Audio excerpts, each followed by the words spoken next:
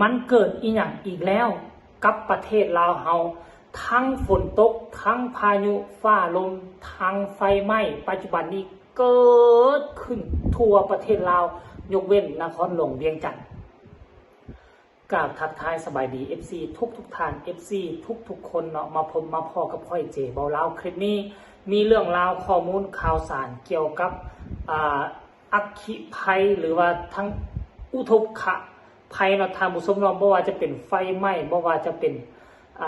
ฝนตกฟ้าลมเนาะมื้อคืนนี้ก็ไฟไหม้กันละเนระนาดหลายจุดหลายรอนหลายบอนที่ให้แห้งที่สุดก็อยู่เส้นทางพ้นป่าเป้าทางผู้ชมอยู่เส้นทางพ้นป่าเป้าไฟไหม้เสาไฟค่อยบอกว่าแล้ว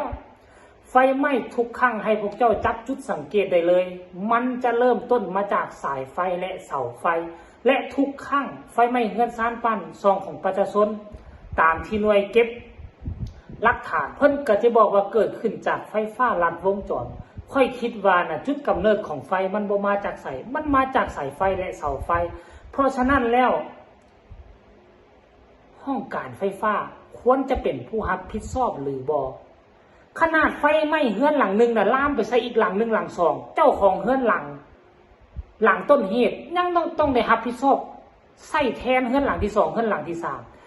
แล้วไฟเริ่มไหม้จากสายไฟหรือไหม้จากเสาไฟลามไปใส่เฮือนประชาชนเป็นอย่างไฟฟ้าต้องจะบ่รับผิดชอบมันต้องได้รับผิดชอบคันท่าให้แบบนั้นไหนถ้าอิงตามกฎตามเกณฑ์ท่านผู้ชมเนาะอันนี้คือเรื่องไฟไหม้แล้วมาบัดนี้มือวานมือก่อนนี่กับพายุลมแห้งทัดลมใส่ไสยะบุรีแล้วมือนี่ก็มีฝนตก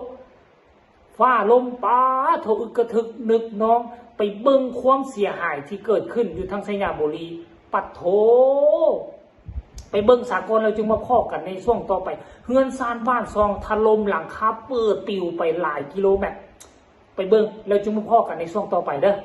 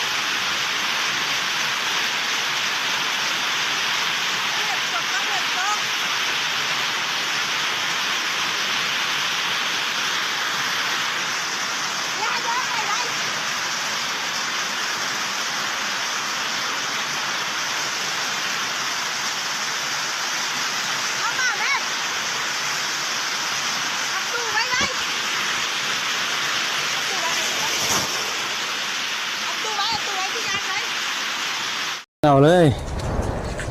โอ้โซฟา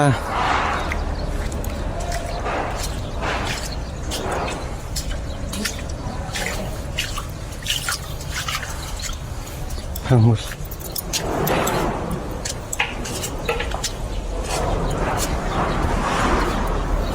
โอ้โห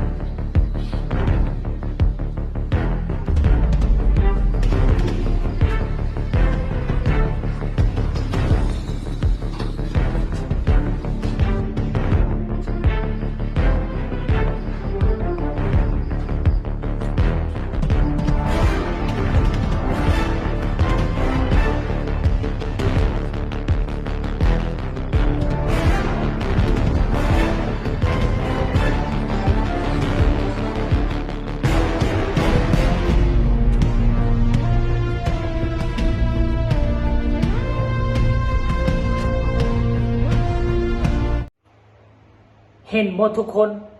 เห็นถึงความห้ายแหงละบ่เกิดมาแต่น้อยฮอดไงบ่เคยเห็นประเทศลาวเจอปัญหาแบบนี้จักเทื่ออันไฟไหม้ก็มีบ่เกิน10ครั้งต่อปีนึงกลายเป็นความฮือฮาแล้วก็จางหายไปแต่ปัจจุบันนี้เกิดขึ้นเกือบทุกมื้อเรื่องไฟไหม้แล้วมาบัดนี้อันว่าพายุฤดูร้อนตั้งแต่น้อยฮอดไงมันเกิดขึ้นอยู่ฮอดฤดูร้อนเดือน3เดือน4เดือน5มันจะเกิดเพียงแต่3ครั้ง4ครั้งเท่านั้นที่สามารถเฮ็ดให้เงินซ่านบ้านซองตูบทงไฮทงนาเปเพแต่เดี๋ยวนี้มันเกิดมาบ่จักกี่ครั้งแล้วนี่นะพายุฤดูร้อนนี่นะปกติพายุฤดูร้อนมา2ครั้งต่อเทื่อต่อฤดูมาบัดนี้เป็น10เป็น20ครั้งและทุกครั้งสร้างความเสียหายบ่แม่นน้อยๆดังที่พวกเจ้าเห็นคลิปที่ผ่านมานี่แหละหงหลอกหงเลื่อยถล่มทลายเงินซ่านบ้านซองเปเพล้มพัดเอาหลังคายกหลังคาปิวขึ้นว่อนป้าโถนี่มันเกิดอีหยังขึ้นกับบ้านพวกเขามันเกิดอีหยังขึ้นกับลาวของพวกเขาบัดนี้อันนี้คือคำถามที่พวกเขาต้องตั้งเรื่องนี้มันบ่มีผู้ใดเฮ็ดขึ้นบ่โทษผู้ใดดอกแต่ว่าเรื่องไฟฟ้ามันควรจะพิจารณาคิดได้ทานผู้ชมย่ำใดกับไฟฟ้าย่ำใดกับไฟไหม้เสาไฟฟ้าไฟไหม้หม้อแบนบ่ได้รับการแก้ไขจักเทื่อคันสิบอกให้เพิ่นแก้ไขมันก็เป็นไปบ่ได้เพราะไฟฟ้าลาวลุกขึ้นทุกปีบ่มีปีใดได้กำไรมันคือเป็นนั่นวะควรไปคิดเด้อรัฐบาลเนาะควรกดสอบให้มันดีท่านผู้ชมเนาะอันนี้คือเรื่องราวที่เกิดขึ้นจากประเทศลาวของพวกเขาบ่ว่าจะเป็นไฟไหม้บ่ว่าจะเป็นฟ้าลมฝนตกฟ้าห้องดินฟ้าอากาศมีการเปลี่ยนแปลงจงระมัดระวังใช้ชีวิตอยู่ในประเทศลาวต้องดูแลตนเองอย่าสู้หวังเพิงพาภัยคลิปนี้ฝากไว้สำหรับฝากทุกคนกดไลค์กดแชร์กดติดตามเพื่อจะไม่พลาดในคลิปต่อไปมันยังจะมาอีกพายุฤดูร้อนทุกแห่งใดแห่งนั้นต้องระมัดระวังคลิปนี้ฝากไว้สำหรับสบายดี